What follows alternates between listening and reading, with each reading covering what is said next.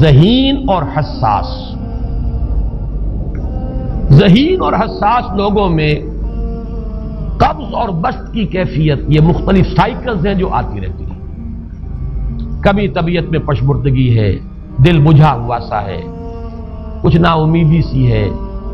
خود اپنے اوپر اعتماد کی کمی محسوس ہو رہی ہے، مجھ میں صلاحیت نہیں ہے، میں کچھ نہیں کر سکتا، اب تک جو کچھ کیا کبا بھی ہے، امنگ بھی ہے، امید بھی ہے، روشن پہلو نظر آ رہے ہیں. قبض کی کیفیت میں تاریک پہلو نظر آتے ہیں، مایوسی کے پہلو نظر آتے ہیں، پیسیمزم کی کیفیت. اور یہ جو بسط کی کیفیت ہے اس میں روشن پہلو.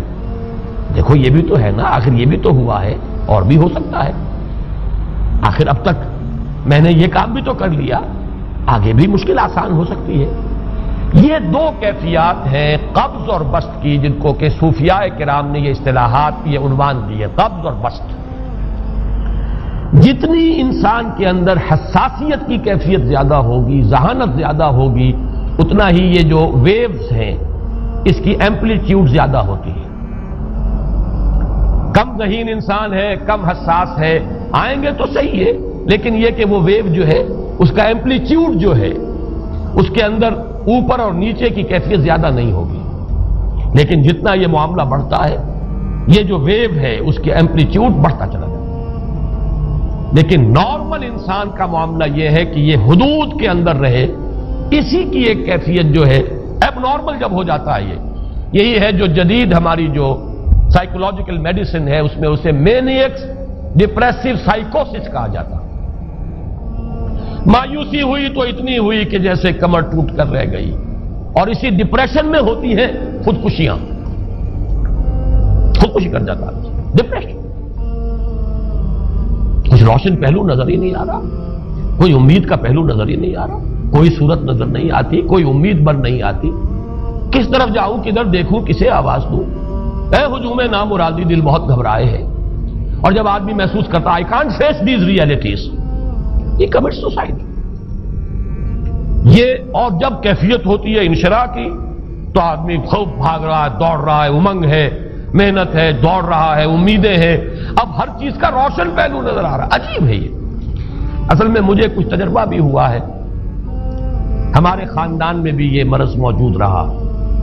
میرے والد مرحوم کافی طویل عرصے اس مینیک ڈپریسو سائیکوسس کے مریض رہے. کچھ ہوتا ہے یہ معاملہ. ویسے بھی شاید ہمارا خاندان جو ہے اس کیٹیگری میں آتا ہے جس میں ذہانت نسبتاً کچھ زیادہ ہے، حساسیت بھی نسبتاً کچھ زیادہ ہے. یہ دوسری بات ہے کہ کوئی شخص جو ہے یہ فلسفے کے طور پر اختیار کر لے کہ اپنے آپ کو ڈھیٹ بنا لینا ہے، یہ فلسفہ بھی بن سکتا ہے. لیکن یہ ہے کہ اگر آدمی چھوڑ دے اپنی طبیعت کو تو یہ دونوں کیفیات آتی ہیں. انہی کیفیات میں اگر یہ جو اپورڈ اینڈ ڈاؤنورڈ موومنٹ ہے یہ ایک حد سے نکل جائے تو یہ بیماری ہے مینیک سائیکوسس، مینیک ڈپریسو سائیکوسس. اس میں جب آدمی ہوتا ہے وہ اپر کیفیت میں تو اس کے اندر بڑی عظیمت ہے، روشنی ہے، امید ہے، لوگوں سے گفتگو کر رہا ہے، ہنس بول رہا ہے، خوب جو ہے محفل کے اندر، اب وہ محفل میں اسے دلچسپی محسوس ہو رہی ہے اور اسے ہر چیز کا روشن پہلو نظر آ رہا ہے،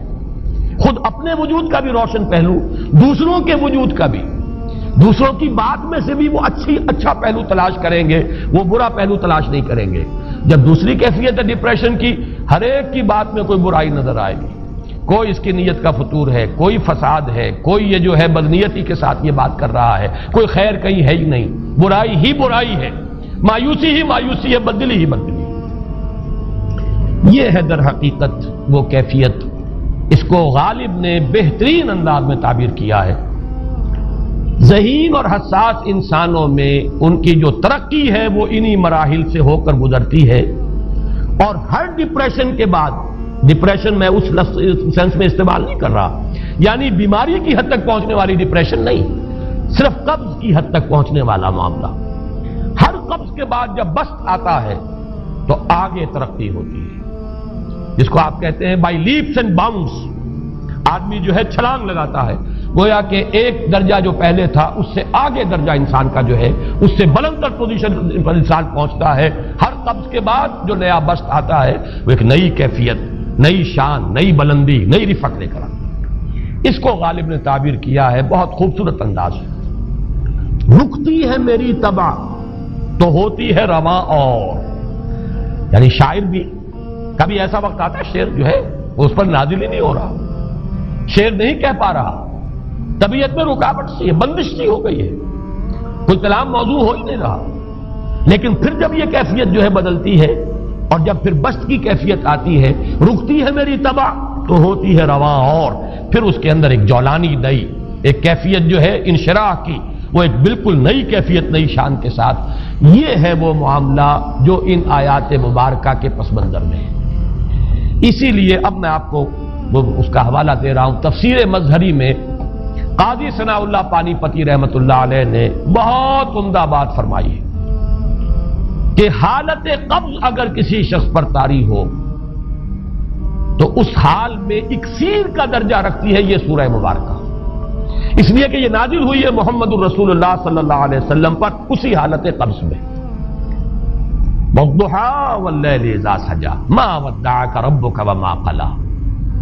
وللآخرۃ خیر لک من الاولی ولسوف یعطیک ربک فترضی الم یجدک یتیما فآوی ووجدک ضالا فہدی ووجدک عائلا فاغنی۔ یہ تمام آیات اب معلوم ہوگا کہ جیسے موتی پروئے ہوئے، ایک لفظ قبض، اب اس میں جو بھی واقعاتی اور جو میں نے آپ کو روایاتی جو بھی پس منظر بیان کیا وہ بھی فٹ بیٹھ رہا ہے، وہ خودکشی کا معاملہ بھی آ گیا اس میں فٹ بیٹھ رہا ہے کہ بخاری شریف میں روایت موجود ہے کہ حضور فرماتے ہیں کہ میری طبیعت پر اس درجے اضطراب تھا، اتنی کیفیت جو ہے میری تشویش کی تھی کہ میرے دل میں بار بار خیال آتا تھا کہ پہاڑ پر چڑھ کر اپنے آپ کو نیچے گرا دوں۔ یہ سارے معاملات اب آپ کو محسوس ہوگا جیسے تمام کڑیاں جو ہے وہ جڑ گئی، جیسے رات کو اب آپ اٹھ نہیں پا رہے، اضمحلال ہے، اعصابی جو ہے اعصاب اس درجے متاثر ہو چکے ہیں۔ صرف یہ ایک احساسات کی کیفیت نہیں ہے، آپ کی قوت فعلی جو ہے، قوت عملی، وہ بھی اس درجے متاثر ہو چکی ہے کہ کئی راتیں گزر گئی اور آپ رات کو نہیں اٹھ سکے، جس پر کہ ام جمیل کو یہ کہنے کا موقع مل گیا کہ معلوم ہوتا ہے محمد تمہارا شیطان تمہیں چھوڑ گیا۔ اب یہ جملہ اپنی جگہ پر اس کی کاٹ ہے یقیناً، اس سے یضیق صدرک بما یقولون، لیکن وہ کیفیت جس کی وجہ سے یہ جملہ آیا ہے اس پر نگاہ دوڑائیے، اس پر نگاہ کو مرکوز کریں گے تو معلوم ہوگا ایک لفظ قبض، یہ قبض کی ایک کیفیت تھی، اس قبضی کی کیفیت کا ایک مظہر یہ ہے کیونکہ یہ بھی تو در حقیقت قلب مبارک جو ہے محمد الرسول اللہ صلی اللہ علیہ وسلم کا، اسی پر تو وحی کا نزول ہوتا تھا، یہ بھی وہی داخلی احساسات و کیفیات کا معاملہ ہے، یہی بھی در حقیقت یہ واردات قلبیہ ہی کا سارا معاملہ ہے، اس کو آپ خارج سے تعبیر نہیں کر سکتے، نہ ابھی کوئی ایسے مصائب تھے، نہ ایسی کوئی مشکلات تھیں، نہ ابھی کوئی رد و قضا ایسی شروع ہوئی، نہ ابھی کوئی بحث و نزاع کا معاملہ ایسا ہوا، نہ کوئی ابھی کوئی فزیکل پرسیکیوشن شروع ہوئی، یہ سب داخلی ہی کیفیات ہیں، اور ان داخلی کیفیات کے حوالے سے ان سورہ مبارکہ کو اگر صحیح سمجھا ہے تو صوفیہ نے سمجھا۔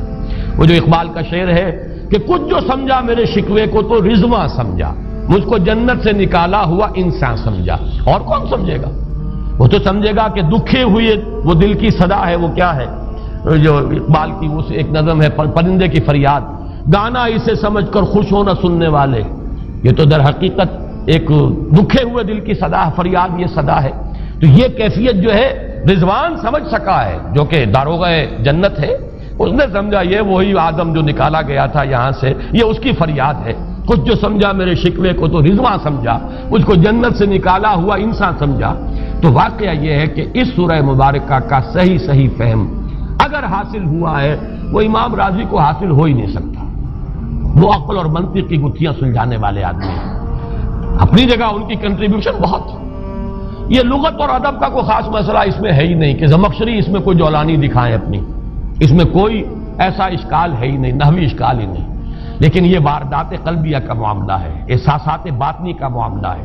یہ نفسیات انسانی کا معاملہ ہے، اور اس کو وہی سمجھ سکتے ہیں کہ جو ماہرین علم نفس ہیں، اور وہ ہیں صوفیاء کرام ہمارے ہاں، جن کا وہ ذوق ہے، باطنی کیفیات و احساسات جن کا موضوع ہے کہ یہ در حقیقت حالت ہے۔